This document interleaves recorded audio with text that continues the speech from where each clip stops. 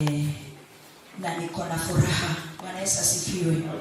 Nataka tukapate kuingia katika neno la Bwana mchana wa leo.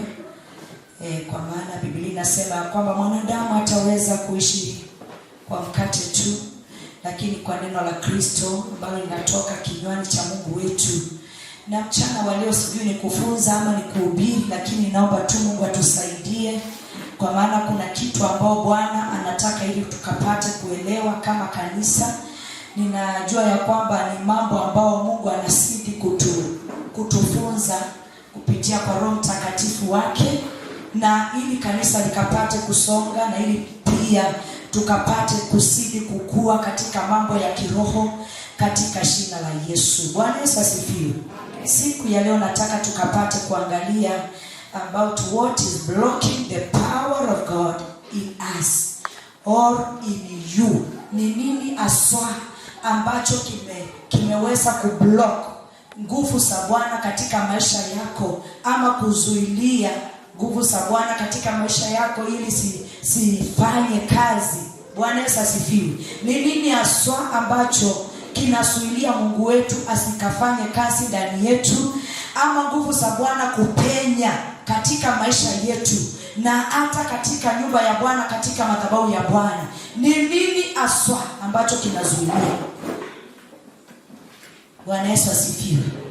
Jambo moja, wakati unapokuwa umebarikiwa, hata kanisa la Bwana litakuwa limebarikiwa. Wakati unakuwa una struggle, ile hali ya kung'ang'ana, unapokuwa katika hali ya maisha kustruggle, unakuta kwamba hata unapoingia katika nyumba ya Bwana, kwa maana it is a spirit ya kustruggle, pia unapoingia katika nyumba ya Bwana utakuta kuna ile kung'ang'ana. Bwana Yesu asifiwe. Na kwa maana tunapobarikiwa ni vizuri kanisa la Bwana likabarikiwe pia. Unapobarikiwa kanisa la Bwana limebarikiwa. Unapoinuliwa utakuta hata kasi ya Bwana, kufanya kasi ya Bwana hakuna kung'ang'ana. Na mimi ndio ninatangaza baraka za Bwana juu ya maisha yako katika jina la Yesu. Na kama ulikuwa umeng'ang'ana, ni vizuri tukapate kujifungua. Bwana Yesu asifiwe. Tukapate kuweka hiyo jambo ya kustruggle, na hata kama ni kuombewa, hiyo roho ikateketee katika jina la Yesu. Kwa maana tunapong'ang'ana katika maisha, na maanisha katika maisha, saa zingine unang'ang'ana na unapoingia in the ministry unakuta bado ile roho inakufuata. Hivyo ndio ninamaanisha. Bwana Yesu asifiwe. Unang'ang'ana huko nyumbani, unang'ang'ana katika boma, unang'ang'ana katika biashara, na hata unapoingia katika nyumba ya Bwana unang'ang'ana. Kwa hivyo siku ya leo, ni nini hasa ambacho kinakuzuilia ili usikapenye? Hiyo ndio nataka tukapate kuangalia siku ya leo. Na ninaomba tukapate kuenda katika kitabu ya Hebrews, Waibrania number 12 na mstari wa kwanza. Biblia inasema basi na sisi pia, kwa kuwa tunazungukwa na wingu kubwa la mashahidi namna hii, na tuweke kando kila mzigo mzito na dhambi ile itusingayo kwa upesi, na tupige mbio kwa saburi katika yale mashindano yaliyowekwa mbele yetu. Bwana Yesu asifiwe. Siku ya leo kuna mambo ambayo nataka tukapate kuangalia, ambao inaweza kufanya nguvu za Bwana zisikafanye kazi katika maisha yetu na hata katika madhabahu ya Bwana. Ni mambo mengi, lakini siku ya leo nataka tuangalie mambo kadhaa, ambao ni mambo kama 3 ambao inaweza kuzuilia nguvu za Bwana kutembea ndani yetu, na kama ni baraka hata isipenye. Kuna mambo ambayo inazuilia hata baraka isipenye katika maisha yetu. Kuna mambo pia inazuilia nguvu za Bwana sisipenye katika maisha yetu. Bwana Yesu asifiwe. Na Biblia inasema ya kwamba kuna mashahidi. Mashahidi ni wale ambao waliotutangulia. Bwana Yesu asifiwe. Wakati utakaposimama na useme kuna dhambi ilikuja na nikashindwa kujizuia, Joseph ataitwa. Bwana Yesu asifiwe. Si tunajua kwamba Joseph alikuwa majukumu ya kusimamia wapi? Nyumba ya nani? Potifa. Bwana asifiwe. Haleluya. Na ndio ninaomba tukapate kuangalia hiyo in the book of Genesis, ya kwamba jambo moja ambalo linaweza kutusuilia ama linaweza kusuilia nguvu za Bwana kupenya katika madhabahu na kupenya katika maisha yako. Jambo moja ni dhambi, sin. Bwana Yesu asifiwe. Na tunaangalia the book of Genesis 39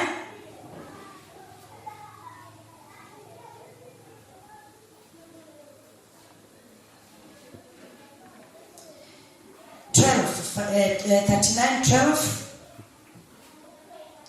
Biblia inasema huyo mwanamke akamshika nguo zake. Hapo ni mahali ambapo Joseph alikuwa amepewa nafasi ya kukaa katika nyumba ya Potifa. Na Biblia inasema huyo mwanamke ambaye ni wa Potifa akamshika nguo zake akisema, lala nami. Yusufu akaiacha nguo yake mkononi mwake, akakimbia akatoka nje. Ikawa alipoona ya kwamba amemwachia nguo yake mkononi mwake, naye amekimbia nje, akawaita watu wa nyumbani mwake, akasema nao akinena, angalieni, ametuletea mtu Mwebrania atufanyie dhihaka. Ninataka tukapate kuangalia hiyo verse number 13. Ikawa alipoona ya kwamba amemwachia nguo yake mkononi mwake. Biblia inasema kwamba wakati Joseph aliona ya kwamba kuna dhambi inataka kuingia, Biblia inasema ya kwamba alimwachianga nguo yake. Lakini sisi kwa sababu ni hali ambayo ni kama tunajaribu kukubaliana. Bwana Yesu asifiwe. Kukubaliana, unakuta ya kwamba umepewa nafasi ya kuondokea dhambi, lakini unakosa hiyo nafasi ya kuondokea dhambi. Na mahali pale, kwa sababu umekubaliana na dhambi, unapata ya kwamba nguvu za Bwana asiwezi kamwe kupatikana katika maisha yako. Na hata wengine tunasubiria nguvu za Bwana kuingia katika madhabahu. Bwana Yesu asifiwe. Haleluya. Na saa zingine huwa ninaongea kwa ajili ya wale ambao tumepewa nafasi ya kuhudumu katika madhabahu ya Bwana. Tunaweza kusubiria nguvu za Bwana kupenya. Kwa maana jambo moja, ndani yako haujapata nafasi ya kukimbia dhambi. Si Yusufu alikimbia dhambi na akapata kuacha hata mafasi. Sasa zingine tunasema kwamba hatutaacha, kuna vitu hatutaacha, na unapata kwa maana hatutaacha, dhambi inaitanishwa na wewe. Na kwa maana dhambi inaitanishwa na wewe, unapoingia katika nyumba ya Bwana, unasuilia nguvu za Bwana kupenya mahali pale. Bwana Yesu asifiwe. Haleluya. Tunasuilia nguvu za Bwana kuonekana katika madhabahu. Sasa hii kanisa hii inafaa kuwa mbali. Bwana Yesu asifiwe. Tunafaa kuwa tumejulikana mbali. Watumishi wa Bwana wanafaa kuwa wamejulikana mbali. Tunafaa kuwa saa hii mtumishi wa Bwana kwa Amerika, UK. Bwana Yesu asifiwe. Na akienda wewe utabaki the same again. No. Lakini kwa sababu tumekubaliana, wacha nitumie hiyo neno, tumekubaliana na dhambi. Kuna vitu tumeshikana nazo ya kwamba we are not ready kusiacha. Hatuko ready kuacha mafasi. Hatuko ready kuacha vitu ambazo zinatufanya ili tuingie katika hali ya dhambi. Bwana Yesu asifiwe. Sin. Na hata saa zingine tunakuja na hypocrite, hali ya kujifanya, unafiki. Bwana Yesu asifiwe. Haleluya. Bwana Yesu asifiwe. Mimi nataka kusema ya ukweli. Bwana Yesu asifiwe. Ndio tuweze kuenda mbinguni. Bwana Yesu asifiwe. Na hili kanisa la Bwana likapata kupona. Na hili nguvu za Bwana zikaweze kupata nafasi katika madhabahu hii na katika maisha yetu. Bwana Yesu asifiwe. Wana wa Israeli walizunguka katika wilderness. miaka nyingi sana. Si unaijua? Bwana Yesu asifiwe. Kwa nini? Kwa maana jambo moja, walikuwa double minded, walikuwa na nia mbili. Je, huyu Mungu ambaye ametutoa Misri kweli atatufikisha Kanaani?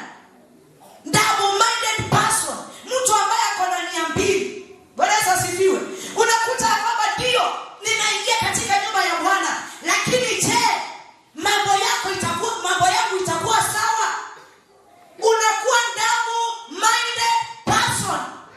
Hallelujah. Mungu mmoja iko kanisani, ile ingine unaenda kuwapa kilemba.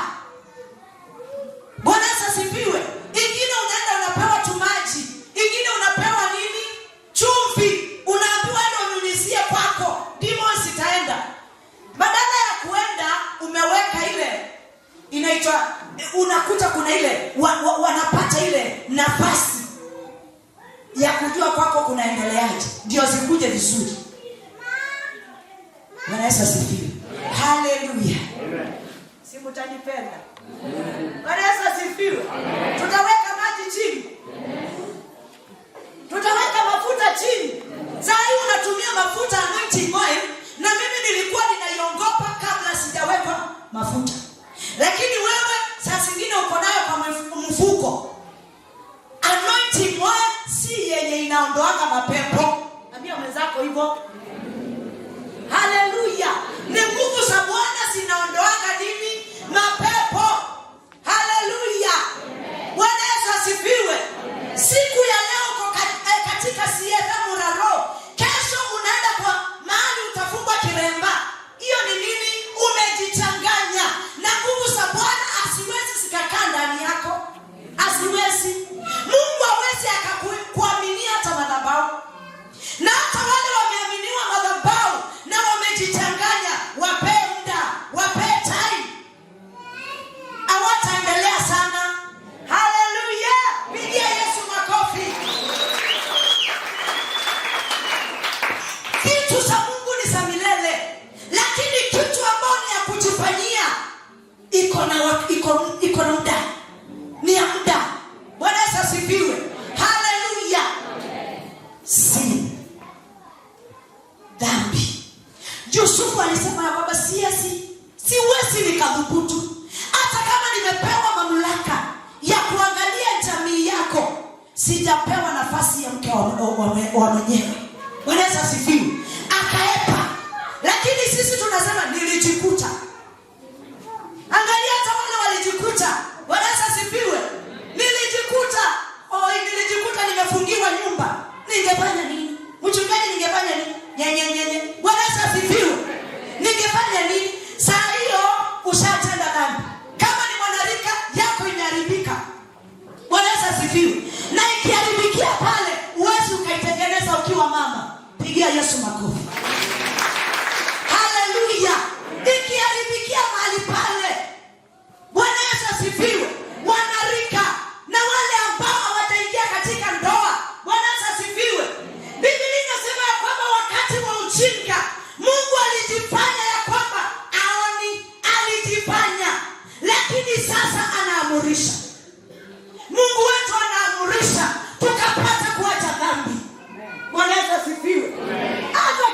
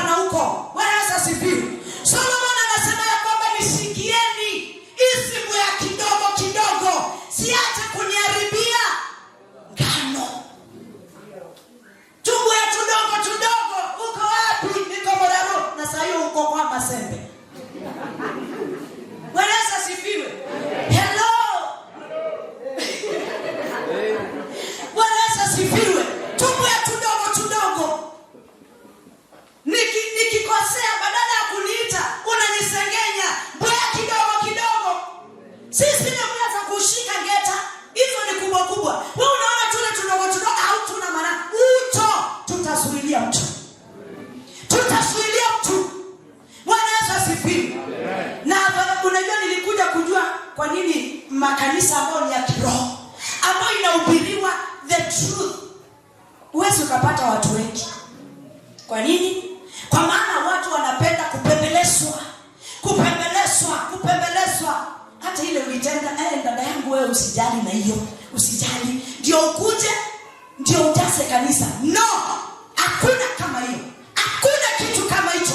Bwana asifiwe. Hell inangojea watu. Heaven inangojea watu. Bwana asifiwe. Either you choose hell or heaven. Either unachagua ni kuzimu ama ni wapi? Mbinguni. Bwana asifiwe. Wacha kutangatanga. Simamisha miguu yako pamoja. Weka mawazo yako pamoja. Haleluya. Bwana asifiwe. Ati niko hapa kwa Mbonere. Ni nini kinanisumbua? Nione. Sasa akikuonea amekuambia uombe. Akikupea hiyo mafuta amekuambia madhara yake ya kutumia kabla hujanointi. Amekupea kifagio. Amekuambia ushike wapi? Bwana asifiwe. Ati fagia ndimo zote, fagia. Ati chukua mti. Jamani, Mungu atusaidie. Ninaomba tujazwe na neno. Wakati tunakosa neno, ndio tunakuwa misleaded. Misleadiwa tu. Ati chukua kifagio, alafu nifanye nini? Hivi na hivi. Au jisomei neno. Na ndio unakuta ya kwamba umeyumba. Unaenda hapo unaona haikuwaka. Unasema haikuwaka. Wacha niende Moraro. Wacha nitoke hapo tena. Ni kama hapo nguvu ni kama zimepungua. Wacha nitoke. Wacha niende huko ambapo inawaka ya blue. Bwana asifiwe. Haleluya. Utakuta tu hapo ukiyumba. Na saa hiyo nguvu za Bwana zimekupita. Nguvu za Bwana zimefanya nini? Zimekupita. Na mtu ambaye amepitwa na nguvu za Bwana hawezi akaaminika katika madhabahu ya Kristo. Na hata wale labda wako katika madhabahu ya Kristo na hawajaaminika, with the time Mungu atawaondoa. Na sio mtu. Mungu mwenyewe yeye anasema ya kwamba atashare kikombe moja na daimono. He will never share. Hataweza kushare. Ati akunyonyea kikombe moja hivi na daimono. No. Hataweza. Haleluya. Sin. Hata zingine ni secret. Hata tunakuja tu kanisa. Ninaomba Mungu atusaidie. Unachukua tu nafasi yako. Sasa zingine ni vizuri hata kujiita kama mkutano. Bwana asifiwe. Unajiita kama mkutano. Unasema jameni labda hii mbwe hata ni ile ndogo. Lakini itanisuilia. Na wale wengine wakibarikiwa nitapitwa. Si hapa kuna watu walikuja juzi. Bwana asifiwe. Na sasa hivi wako juu. Kwa nini? Why? Kwa nini? Bwana asifiwe. Walikuja juzi, wakapita wengine walikuwa mbele. Kwa nini ulipitwa? Si ni vizuri kuchukua time na kumwambia Mungu kwa nini? Bwana asifiwe. Na ninashukuru hata Mungu Wednesdays. Mungu ametuinua kama wamama. Na sitaki kufungia wazee. Na anatupea neno ya kulia na kuomboleza. Na hata kufunza our young daughters. Na mpaka nilikuwa ninauliza, mbona Mungu hakusema young sons? Alisema young daughters. Mfunze wasichana wenu jinsi ya kulia na kuomboleza. Hiyo ni Jeremiah 9 ukiteremka. Wanawake ambao wanajua kuomboleza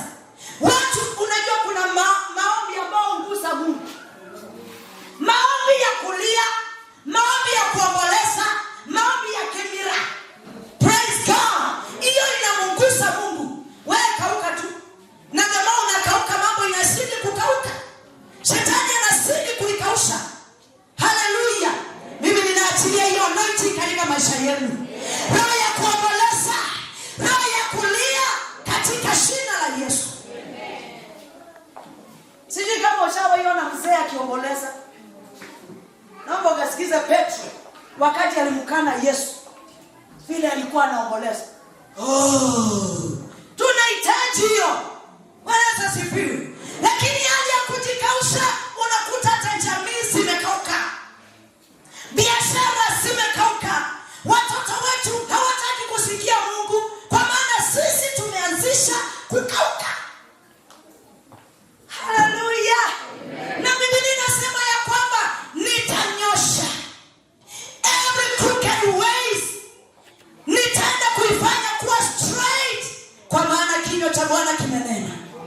Na kama neno la Bwana linasema, kwa nini tusikae kama neno la Bwana? Uliza mwenzako, kwa nini tusikae kama neno la Bwana?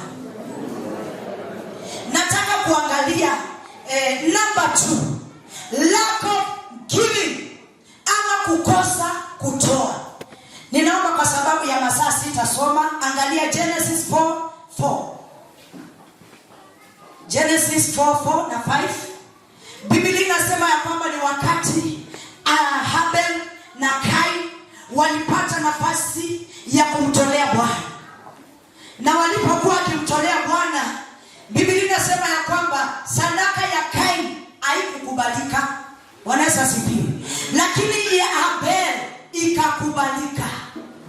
Na Bwana, Biblia inasema kwamba Habel akapata kibali mbele za Mungu, na pia sadaka yake ikaweza kukubalika. Mungu alikuwa ananihudumia ya kwamba kuna sadaka ambazo zimekuwa rejected. Bwana asifiwe. Na unajua sasa hawezi akakuambia ni yako, lakini kuna sadaka zimekuwa rejected. Why? Kwa maana unatoa moyo wako kama hauko connected na Mungu. Kitu ya kwanza. Ya pili, you are a sinner. Sinner si wenye dhambi, si wale ambao wanakunywa pombe, wanalala kwa mtaro. Bwana asifiwe. Tunaweza kuwa tuko hapa, lakini kuna sinner, kuna mwenye dhambi katikati yetu. Na hata labda ulikuwa umeokoka, lakini saa hii unahesabiwa kuwa a sinner, mwenye dhambi. Na ndio Daudi akasema ya kwamba, Bwana chunguza njia zangu. Sasa zingine tunajiona tuko sawa. Mimi niliokoka hata miaka mingi ambayo ilipita. Mimi naongeana na roho, na kumbe ile roho naongea nayo sio wa Mungu. Bwana asifiwe. Na unaona uko sawa. Biblia inasema ya kwamba yule anayejidhania ya kwamba uko sawa, ni vizuri waambie roho, Bwana nichunguze. Haleluya. Jamani, si uambie tu Mungu akusaidie. Kama sadaka yako inaweza kuwa imekuwa rejected, si Mungu akusamee hiyo dhambi ili akaweze kupokea hiyo sadaka. Na sadaka za zingine hata si hizi peke yake tunaleta katika madhabahu. Kuna sadaka aina nyingi. Bwana asifiwe. Kuna sadaka ya aina nyingi. Bwana asifiwe. Moja, hata ya kufagia huko. Unaweza fagia huko lakini moyo wako umekunjana. Unaweza tengeneza huko lakini nikao uko na maswali. Kwani kanisa ni yao? Kwani hakuna wengine ambao wanaweza washa hii kanisa? Sasa wewe una manunguniko imejaa katika moyo wako. Sadaka yako imekuwa rejected. Kwani mimi ndio nafikanga mbele? Kwani hao wapasta hawezi wakafika mbele? Manunguniko imekuwa rejected. Na kwani hiyo Jumamosi ndio nimetoa pesa nyingi? Kwani hata pasta Rudi hawezi akatoa 20? Manunguniko. Unatoa 50 lakini inakuwa rejected. Inakuwa hata vai boba itakuwa registered jamani. Out of 20,000. Afadhali hata ndio tumeambiwa ile kidogo aminika.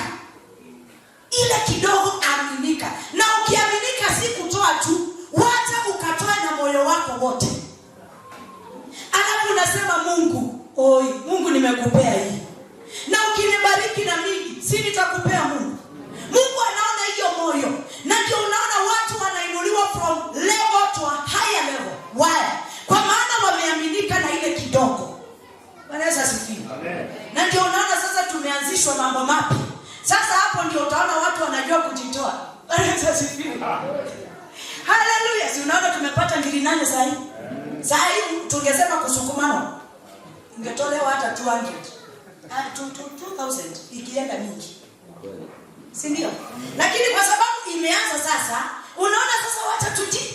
Sasa kwangu nikiitana watu wakose kuja, sasa itakuaje? Ai wacha hii. Sasa hiyo. Na pia wacha nitoke katika moyo wako. Si kusukumiliwa. Na ndio unaona hata wakati tunajenga nyumba ya Bwana, toa katika moyo wako. Na pia wacha niongezee ile sadaka ambayo inakuuma. Hiyo sadaka ambayo inamungusa Mungu. Bwana asifiwe. Si kale kabiti hata hapo nikikuta chini hata siwezi nikaokota. Sadaka ambayo inamungusa Mungu. Bwana asifiwe. Kuna wakati mwingine ndugu mwingine aliambiwa toa sadaka ambayo inagusa Mungu. Akaenda akafagia nyumba yake yote. Ma TV, sijui nini akafagia. Naye Mungu alimshangaza. Bwana asifiwe. Si Mungu akushangaze katika jina la Yesu. Haleluya. Si Mungu akushangaze. Na ndio nimesema sio pesa tu. Ukiangalia kanisa la Petro, si kulikuwa kunaletwa ng'ombe, mbuzi, kondoo, mananasi, mapapai. Iko wapi? Na tunalima. Johnny, niliona melon. Iko wapi? Bwana asifiwe. Iko wapi? Iko wapi katika nyumba ya Bwana? Iwekwe katika miguu ya mitume. Siku na wakati walitoa mpaka Petro akasema, imetosha. Imetosha. Bwana asifiwe. Hiyo anointing ndio tunahitaji katika jina la Yesu. Tunakataa the spirit of struggling in the mighty name of Jesus. Hallelujah. Sema hallelujah. Hallelujah. Salimia mwenzako. Spirit of struggling inapoanzia katika madhabahu, inapoanzia katika jamii yako, inaletwa mahali hapa. So ni vizuri hata katika jamii yako inua madhabahu. Madhabahu ya Kristo. Bwana asifiwe. Hallelujah. Nyumba yako isiwe ni nyumba tu. Hata watu wakiingia hivi wana feel the presence of God. Hey. Si tutoke katika hali ya kawaida jameni. Hebu gusa mwenzako tutoke. Toka katika hali ya kawaida. Hallelujah. Kwa nini anaitwaje mchawi tu anaingia tu kwa nyumba yako na anakaa kwa siti na anaanza kuweka vitu zake? Why? Kwa maana hujasimamisha hiyo nyumba kama madhabahu. Anafaa akichukua step moja anasikia hiyo miguu imeganda. Hakuna tena. Why? Kwa maana umesimamisha madhabahu. Hallelujah. Na hiyo sasa hapo ndio ninawapeleka mahali ya mtakangi maombi. Prayer. Tukisema ni wiki ya maombi, utaenda watu watatu hapa. Hakuna mtu mwingine utaona, hata daktari labda utampata. Bwana asifiwe. Kwa maana watu hawapendi maombi. Na mahali pale ndio tunapata ushindi. Ai. Mimi nasikia kupasuka. Bwana Yesu asifiwe. Wao wazuri tunatoa wapi? Jamii nzuri, watoto ambao wakunywi bangi, hata kama walikuwa wameanzia inakatika. Ai. Bwana Yesu asifiwe. With God all things are possible. Hata kama anakunywa saa hii, anza kudeclare the power of confession. Nguvu ya kukiri. Bwana asifiwe. Biblia inasema kupitia kwa kukiri tunapokea wokovu. Hallelujah. Through confession we receive salvation. Hallelujah. Bwana asifiwe. Confession. Hata kama mambo hayaendi vizuri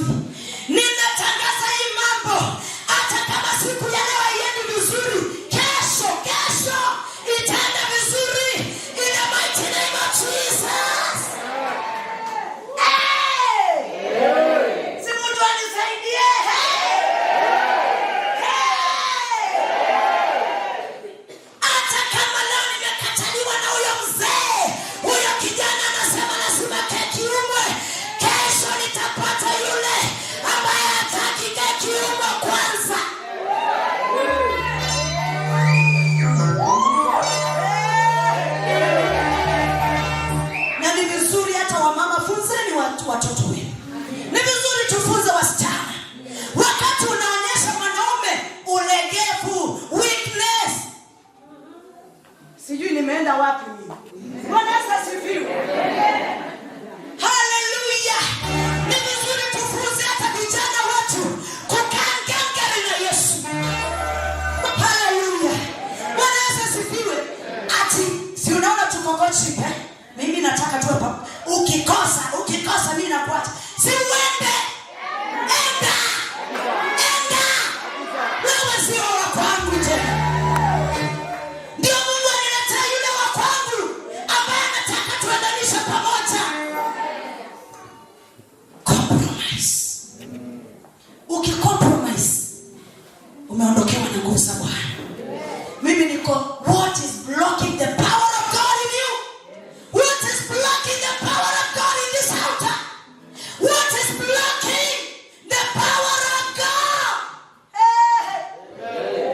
Hili ni chao. Ni nini kinasuilia nguvu za Bwana? Hai. Mumeniangalia sana. Bwana Yesu asifiwe.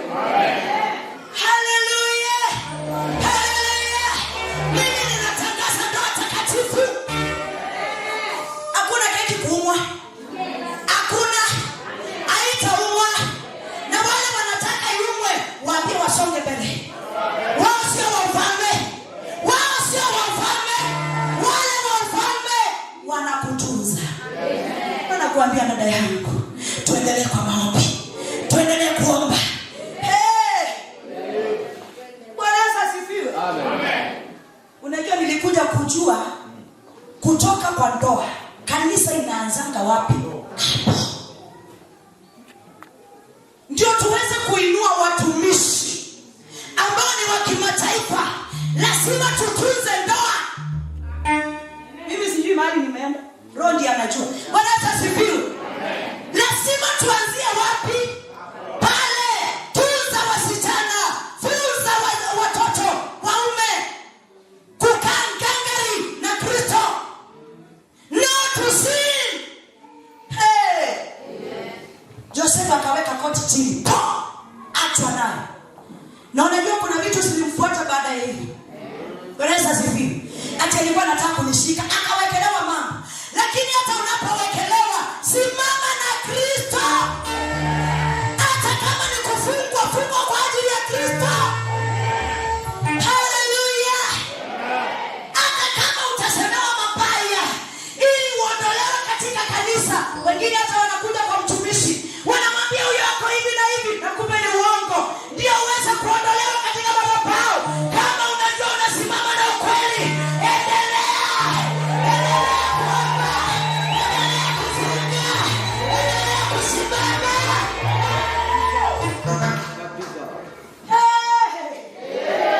Mambo ya mwili huwa haina umbali. Haina urefu. Haina urefu. Iko na mwisho. Nipeperushie tu mkono hivi. Haleluya. Haleluya. Haleluya. Na wewe ambao umepewa karama ya Mungu na umekaa chini, unajua ni vibaya. Do you know it is bad? Unajua ni vibaya. Bwana Yesu asifiwe. Wakati unakuta kanisa la Bwana limepunguka, liko na upungufu, lakini wewe unajua ni nini hasa unaweza fanya mahali pale. Sasa unataka Mungu akuhesabu wewe yuko mahali pale? Usingojee hiyo nafasi ya kwamba Mungu akuhesabu wewe yuko tena. No, simama. Arise. Arise and shine. Haleluya. Nashukuru Mungu ametupea watumishi na mtumishi ambaye anatushikilia, ana wivu. Hata ukiinuliwa atazidi kukushikilia. Si uinue kiwete. Si uponye wagonjwa. Si usimame utembee. Kivuli iponye watu. Kanisa la Bwana lisonge. Hakuna kitu kingine. Bwana asifiwe. Hallelujah. For the glory and honor of Jesus. Hallelujah. Hiyo ni mambo mangapi? Mambo mawili. Lakini tumeingiza mambo mengine, lakini kwa nataka nimalizie na hiyo lack of prayer Hapo tumeangalia ya kwamba Enoch, not Enoch but Kain na Abel, ya kwamba kuna sadaka ambayo ilikataliwa na nyingine ikakubalika. Ninaomba mchana wa leo sadaka yako ikubalike katika jina la Yesu Kristo. Na hata kuna wengine ambao wana declare prayer and fasting. Ninaomba Mungu akusaidie ili sadaka yako isikuwe rejected in Jesus mighty name. Amen. Una imagine unakonda, unakosa weight, lakini ukitoka kwa mlima, your prayer, your sacrifice is rejected. Hiyo ni painful. So painful. Bwana asifiwe. Mungu atusaidie. Nataka kumalizia. Lack of prayer. Nataka Matthew 7:7 kwa haraka.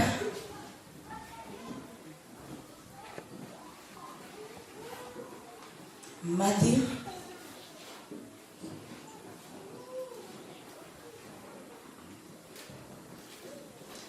inasema hivi: ombeni nanyi mtapewa, bisheni nanyi mtafunguliwa.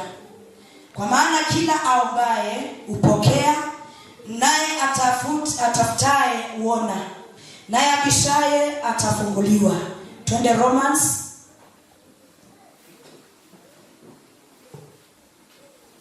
14:17.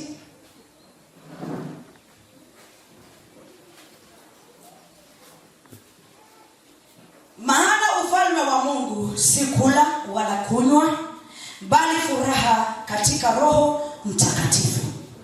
Amen. Praise God. Amen. The power of prayer. Lack of prayer. Unapokosa maombi, kila kitu yote imepotea. Unapokosa maombi, mke amepotea. Unapokosa maombi, mume amepotea. Unapokosa maombi, watoto wamepotea. Jamii imepotea. Wazazi wamepotea. Watu wa kwenu wamepotelea kwa mongaro. Praise God. Bwana asifiwe. Wengine wamepotelea kwa umalaya. Bwana asifiwe. Lakini tunapojazwa na maombi, kuna vifungo zinaenda kuvunjika. Bwana asifiwe. Kuna vifungo zinaenda kuvunjika na kuna watu wanaenda kurejeshewa, kwa maana nguvu za Bwana zikishuka, zinashuka kwa maana tumesimamisha maombi. Hey! Bwana Yesu asifiwe. Lack of prayer. Ukikosa maombi, hata ile huduma ambayo iko ndani yako, hata kama saa hii unajiita mhubiri, saa hii unajiita muimbaji, unakuta ya kwamba kwa maana umekosa maombi, hiyo kitu inaenda ikiisha. Na hata unasimama unakuta hakuna watu wanakufuata. Kwa nini? Maombi. Umekosa maombi na umekosa radha. Na Biblia inasema ya kwamba chumvi ikikosa radha, nani uhitaji tena? Hakuna. Ni bora itupwe, ikanyangwe na watu. Tunakataa kutupwa katika jina la Yesu. Tunakataa kukanyangwa na watu. Huduma zetu ninatangaza zikainuliwe. Bwana Yesu asifiwe. Ninaomba Mungu akusaidie ukapate kuinuka katika jina la Yesu. Ninaomba hiyo mambo ambao tumesoma, ingawaje hatujamaliza yote, kuna mambo mengi ambayo ina block the power of God katika maisha yetu. Unakuta tu unatembea tu, lakini wewe ni msonga, wewe ni kitu ambacho ni tupu. Ile mafuta iliondolewa ni kasuku tu ndio ilibaki, lakini mafuta iliondolewa kitambo. Praise God. Ninaomba Bwana akaturejeshe whatever the enemy has stolen from our lives and in our ministry. Praise God. Hallelujah. Pigia Yesu makofi. Karibu mtumishi wa Bwana, our reverend Kashimus. Bwana Yesu asifiwe. Amen. Na vikirio ni mzito sana. Bwana Yesu asifiwe. Amen. Na mtumishi wa Bwana ni kama kuna mahali anaenda. Haleluya. Katika jina la Yesu. Amen. Bwana Yesu asifiwe. Amen.